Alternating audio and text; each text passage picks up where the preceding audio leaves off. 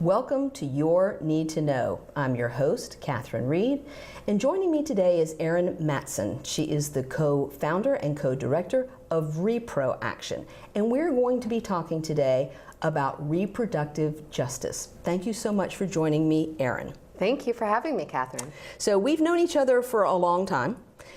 We both work for NARAL. You have had an extensive history actually working on women's issues, going all the way back. So fill us in a little bit about your journey to where you are now with ReproAction. Sure, I'll take it right from the top. So as a young kid, I was always very interested in progressive politics. I started phone banking for my first candidates in middle school. And then when I was in high school, I developed an eating disorder and I nearly died. And that was what was the catalyst for me for shifting from progressive activism more generally into feminist activism specifically. So this work is deep in my heart, and I try to work to make life better for women and girls, so hopefully other people don't have to go through what I did.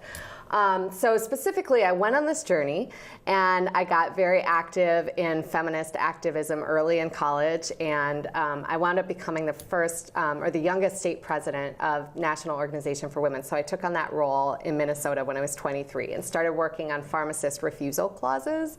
So pharmacists who would get a birth control prescription and be like, you know what, I don't want to give that to you. So we started picketing a number of stores, and from there I was elected Action Vice President of National now, which moved me out to DC, and did that for a couple years, then went over to Rewire, did some journalism and advocacy. Actually, my background is in advertising and writing. And then a couple years ago, co-founded ReproAction, a direct action group that focuses on increasing access to abortion and advancing reproductive justice with my very capable partner in crime, Pamela Merritt, who's based in St. Louis, Missouri. And that works really well because Netroots Nation was in St. Louis last year. I got to meet Pamela both last year and this year. And so even though you were not in the same state, technology and organizing ability has made this partnership really work. Right. We are an all virtual national organization working to use direct action to increase access to abortion and advance reproductive justice. And we have all of our staff are working all over the country from home. So you mentioned something about working with pharmacist refusal.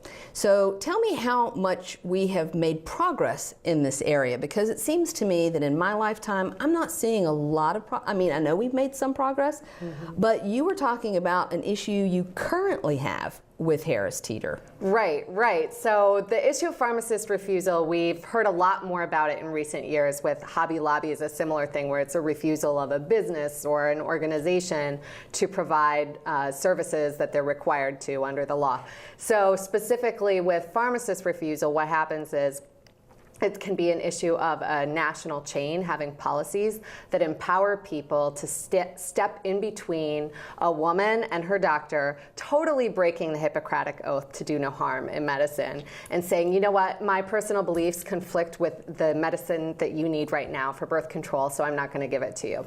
I've led picketing campaigns against CVS in the past, gone out in front of a number of stores, actually revived that a couple of years ago.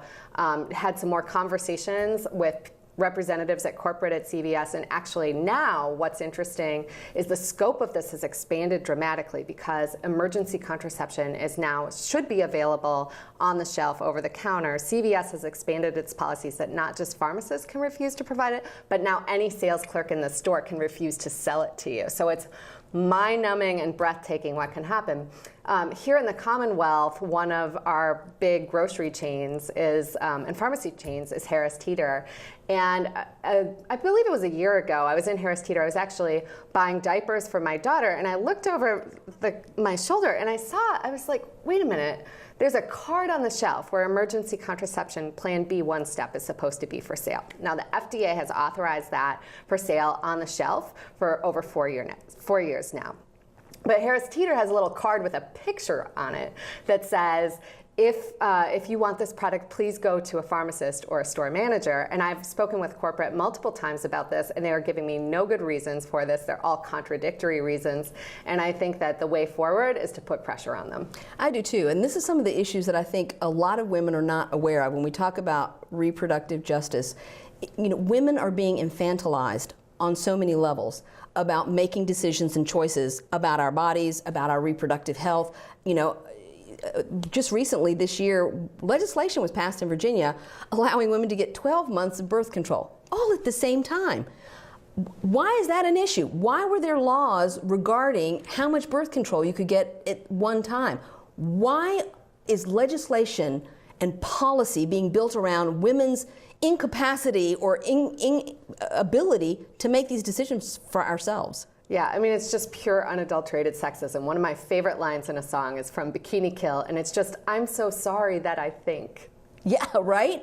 But I don't think, again, that women, when we look at how women are not being supported in their choices, and that includes choices to have children. We don't have paid leave in this country, so women are having children and they're not supported in the workplace, and that's moms and dads are not supported in the workplace.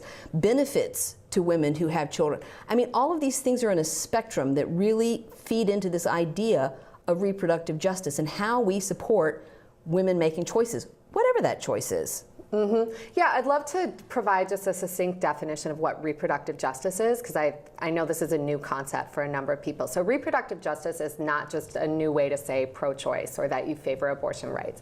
Reproductive justice is three things. Number one, the right to parent, so having the right to raise your children, right?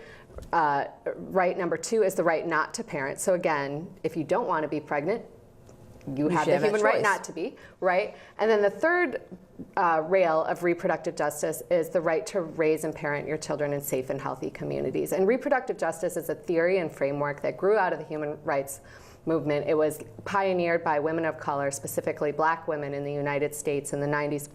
In response to the inadequacy of the pro-choice framework that really wasn't capturing all of it. When you have incidents, even now I'm reading in the papers about there's somebody who was given an IUD in prison, right, or in jail. And she was given the IUD as a condition of getting out early. Well, not only did she not get out early, but now they're requiring her to pay $250 herself to have it removed. That is not reproductive justice. So there's many issues: forcible sterilizations, particularly of people of color, inadequate prenatal care, inadequate maternity care. So it's a whole range and spectrum of issues. Flint, what happened in Flint with the water crisis, right. Poisoning our children literally with poison in the water, that's a reproductive justice issue. So it's an all-encompassing framework, and I think it's actually a framework that's really empowering in this horrible political moment that we're currently in, where the hatred that is coming at people is so clearly intersectional, and we have a positive intersectional framework from which to fight back. And I think you're right. And so that as much as I am a proponent of choice and the right to have abortions, which are guaranteed by the Constitution to the women in this country, it's a bigger issue than that. And so I do think reproductive justice is a new concept for people, and they need to understand we need to be having a much bigger conversation about all the moving parts around that. But having said that, the fight never ends to give women adequate access to the option to terminate a pregnancy. And we've seen in state legislatures all over the United States that they continue to shut them down. I mean, every year more gets shut down, at least from where I'm sitting, it looks that way. Mm-hmm. That's absolutely correct. There's been a crisis in terms of access to abortion in this country, and it continues to get worse because we have a sustained anti-abortion movement that has very successfully allied itself with political forces, and they have systematically shut down clinics across the country. We saw it with the whole woman's health decision that came out of the Supreme Court. Actually was some redressing and fighting back against that, but still at the same time, that doesn't mean that all the clinics that have shut down since the 90s have suddenly reopened, right? And so we have a true crisis in access to care.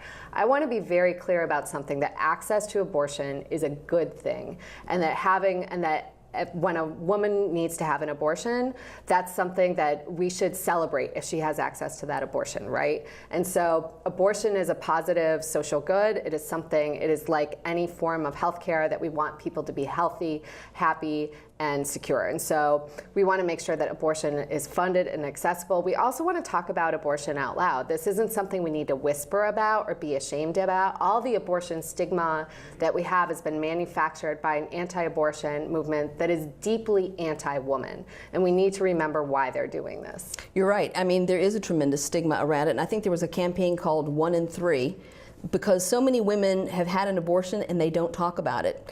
And because even with girlfriends, because they think they're going to be judged. And therefore, we are not aware of how prevalent or how common it has been for women to have made that choice simply because we don't talk about it. Right, exactly. And it's an incredibly common choice. It's a normal choice, right? And it's a choice that no one should feel any shame or stigma for. But if you look at it, if you take a step back and think about it holistically, think about how much stigma there is around women's bodies writ large. I mean, even just the fact I'm remembering, you know, in middle school and high school, the great lengths that younger women will go to hide their tampons and pads, right? And so Absolutely. I think even looking at that is, you know, menstrual stigma. We have so much stigma surrounding women's bodies, period. And so one of the things that I think we should remember is that it's not warranted to be so ashamed of abortion, because it really is bigger than that. Again, it's about hatred of women's bodies. True, and who gets an abortion? There's also some people seem to think it's just unwed teenage mothers who were promiscuous in high school, and it's not. Most abortions it's a choice made by women who already have children, and it's a hard decision, and it's not made lightly. But to have it governed by a legislature or public policy as to what is right for your family, to me, is inconceivable. Right, and it's absolutely correct that the majority of women who have abortions are already mothers, and they're doing the best to take care of themselves and their families, and they should be respected. I also want to be clear that I will stand behind the unwed teenage mother or anyone who is having sex. Women have sex, okay? This is just a fact of life.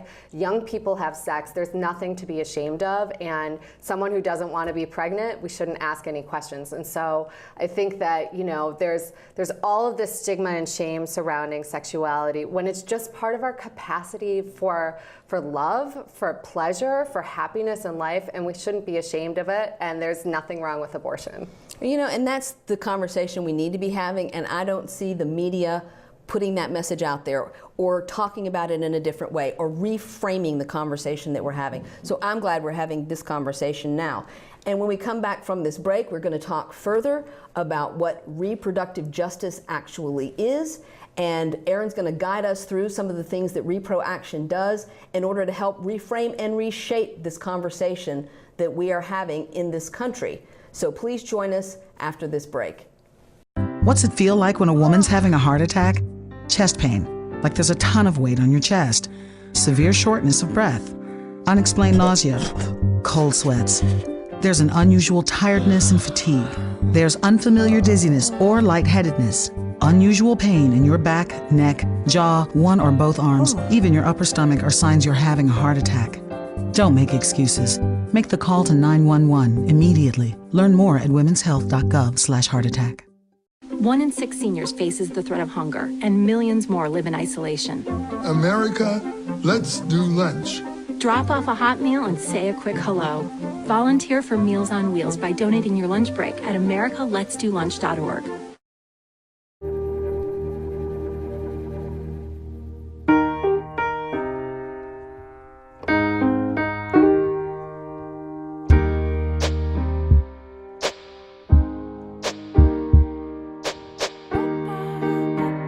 And I can't change, even if I try, even if I wanted to.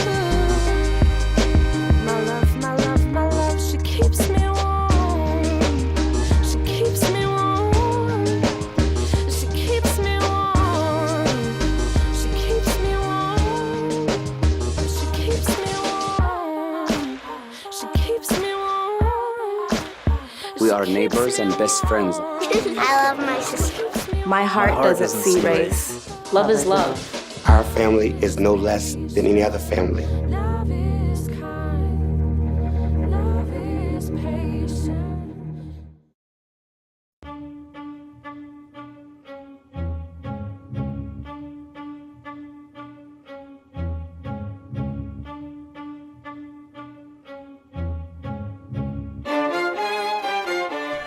Welcome to Your Need to Know. I'm your host, Catherine Reed, and today we're talking with Erin Matson, co-director and co-founder of ReproAction. And today's subject is reproductive justice. So thank you so much for being here, Erin. Thank you, Catherine. So tell us a little bit more about ReproAction and the kinds of things your organization does, the way people can get involved, and what some of your goals are as you go forward. Sure. So ReproAction is a direct action organization that formed to increase access to abortion and advance reproductive justice. And reproductive justice is the right to parent, the right not to parent, and the right to raise children in safe and healthy communities. We are a 2-year-old, all virtual organization. We are national. And what we're doing is fostering a culture of direct action within the entire reproductive movements. That's something that's really important to us. So there's really only 3 things we're trying to do according to our strategic plan. Build our organization in power, so that's community organizing, bringing more people in. Number 2 is demanding bold accountability from opponents of abortion and reproductive justice. For far too long, they've gotten a pass as merely sweet people who have beliefs, and actually they're causing a great deal of harm. And then the third plank of what we're working on is giving abortion a permanent seat at the progressive table. For far too long, the left has taken reproductive health rights and justice for granted, and we know that that's an indivisible part of real justice for all people. So that's what we're doing in terms of some of the programming that we do. So we do training for activists. We actually have free monthly webinars that take place once a month. Anybody can attend, no matter where you are. And you have the past ones on your YouTube channel. We do. You can go to ReproAction.org, and if you go under activist resources, you can see everything from training about Advocacy 101 to direct action training to we have a whole segment on emergency contraception and why it isn't easily available. We just did a great webinar about maternal and infant mortality. So a whole bunch of resources that we have available to people. Another thing that we do is we organize direct actions, and we have hard-hitting campaigns. So one very important campaign to us right now is working to expose crisis pregnancy centers, which are fake anti-abortion fake clinics. There are over 2,500 of them in the United States. And what they do is they mislead and shame people who are seeking abortion care. So if you actually type in and Google, think about how you access information these days, right? You Google it. You're like pregnancy center or pregnancy or whatever, abortion even. Abortion. That's exactly what they do, and they make it look like they're abortion clinics, and then they get people in the door and they mislead them and they shame them. And the whole point of crisis pregnancy centers is to prevent people from having abortions when they're looking to find them, right? So that's a big piece of the work that we do. Another thing that we do, we have a great maternal and infant mortality campaign that we're running in Missouri, focusing specifically on health disparities for women of color, specifically Black women.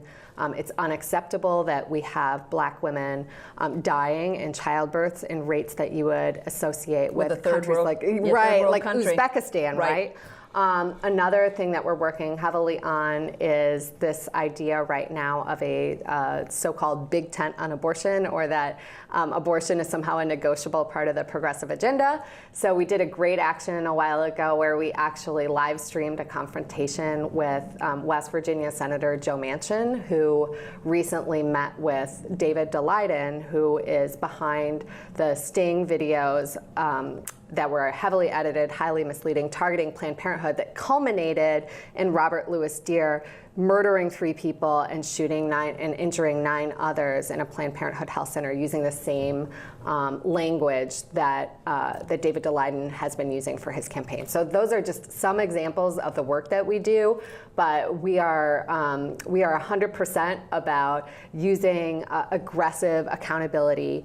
We're very proud to be a left flank group, and we have a willingness to call out folks whether they're traditionally considered allies or opponents of reproductive issues. That's been very alarming recently in the past 4 months, since November actually, that there are people who consider themselves progressives, people who consider themselves Democrats, who think that abortion doesn't necessarily have to be part of your campaign. Wow. I mean, that is just egregious. At so many levels, it's egregious. And so I think you're doing the right thing in addressing that. And something that your co-director Pamela Merritt had pointed out about federal money in Missouri being channeled to these fake clinics, these crisis pregnancy centers, to the tune of $6 million in federal money to fund fake clinics instead of being used for the children of Missouri. I mean, so each state and this is great that you're a national organization, each state sort of has its own battles that they're waging with these issues. Right, that's absolutely correct. So there's 7 states in the country that actually channel TANF dollars, temporary assistance to needy families, or in other words, money that's intended to feed hungry children. They're instead channeling them into these anti-abortion fake clinics that are largely run by volunteers that in many cases provide no medical services. Even the diapers that they provide are donated typically. And so where is all this money going? I think this is one of the biggest financial scandals that's being unaddressed in states around the country. And so that's something that we're training an eye on is, really where is this money coming from and what are you doing? What services are you providing for those public dollars that you're receiving? So we are doggedly pursuing crisis pregnancy centers and fake clinics and getting the word out. The number one thing that they do not want is for people to know who they really are. So the first step is really just getting the word out that this is a fake clinic in your community. We've done pickets at crisis pregnancy centers around the country, and those will continue. I think that's fantastic. And at Netroots Nation, which is an annual progressive conference that's held every year at a different location, and this year it was in Atlanta, next year it's going to be in New Orleans. But you took this opportunity to organize the attendees of the conference to picket a fake clinic in Atlanta. Tell us a little about that. Sure. So there's a group named Human Coalition, which is just the big data, creepy arm of the Crisis Pregnancy Center movement, and they have a line of fake clinics that they call Cura clinics. And there was one in Atlanta, in downtown Atlanta, Cura Women's Care Clinic, which is a fake anti-abortion clinic. And what they do is they lure women in. In fact, their president and founder, Brian Fisher, has admitted openly that women will not come voluntarily into the clinic, and voluntarily are his words, so he needs to deceive them. And so what he does is, and what they do is they have highly misleading Google AdWords that they use. So if you search for Atlanta abortion, you get something that looks like an abortion clinic. And even when I was looking for them the first time, I was like, wow, is this them or is this a real one? That's how slick they are. They're collecting data and then they bring people in and they mislead them, and their whole goal is to prevent people from getting abortions who are already trying to find them. They target what they call, quote, the abortion determined woman, unquote, and try to convert her. So the big thing that we're saying is just be honest about who you really are. Stop deceiving people. If you oppose abortion, own it. Right. Just say, we're a group that opposes abortion. We want you to come in here because we want to tell you our point of view on abortion. That's not what they do. They pretend that they are legitimate healthcare providers. So you work with other organizations because you were working with one in Atlanta. So ReproAction actually is working collaboratively with lots of organizations around the United States as well. That's correct. So we partnered with Sister Song, the national woman of color-led Reproductive Justice collective, which is based in Atlanta, for the action that we held in Atlanta. We've also partnered on crisis pregnancy centers with a range of national and state-based organizations. So Lady Parts Justice has an Expose Fake Clinics campaign that we've partnered with. Advocates for Youth is an incredible organization that organizes young people. We're working with them on organizing young people on this topic. We've worked with NARAL Missouri specifically. As you mentioned before, we've got you and I share a bond through NARAL Pro-Choice Virginia. Yes, we do. So NARAL Virginia has done some excellent work on crisis pregnancy centers. In fact, I will say that I'm very proud to have helped donate in my own way to one of the NARAL Virginia reports from a couple years ago when I was pregnant. So my urine did help with those reports. Go you. Just went back when I was pregnant. So I'm very proud of that. But we're really committed to doing this work around the country and to providing resources and leadership and frameworks and strategies, and most importantly, avenues for people to come in and help fight back. So if you want to come and be a part of this movement, please go to ReproAction.org. We would love to have you on board and get you trained in, and let's do some work together. So you mentioned that you do have a daughter, and so one of the things that I think is really important to talk about is the conversations we need to be having with little girls, because my little girls are 30 and 31, and not a lot has changed in the 3 decades since they were born. I don't think we've made enough progress in their opportunity to make decisions about their body, legally to have access and to make decisions about their reproductive health and their choices. What do we need to be saying to Winnie and to Tarina's daughter Sydney and all the little girls that we're raising to be strong women as far as standing up for themselves? Yeah, I mean, for me as a parent, one of the things that as a feminist parent, one thing that I'm very conscious of is teaching the concept of consent and making sure that she knows that she has choices at all times. This is a girl who is inundated with choices and gets to choose her own way many times. I think that's really important. Talking about consent, talking frankly about sexism, and being frank when things are wrong. My daughter is a very political little girl. That has come out at the K-Prep class through the teachers, but it's important to talk honestly and seriously and like adults with our children. So we've been talking about what's been happening with Confederate statues here in Virginia and how that's wrong, and how making references to the past like that is really hurtful to people. And it's important to not try to shelter our kids, I think. I think you're absolutely right, because like I said, one of my great regrets is that I don't feel like I have done enough in my daughter's lifetime to prepare them. Here they are in their 30s. And again, women are not supported. We're not supported in the workplace with paid leave. There's not things that say that this country values families. And we certainly don't value women being able to make their own choices, as if we're regular human beings like everybody else. And you're right, that is sexism.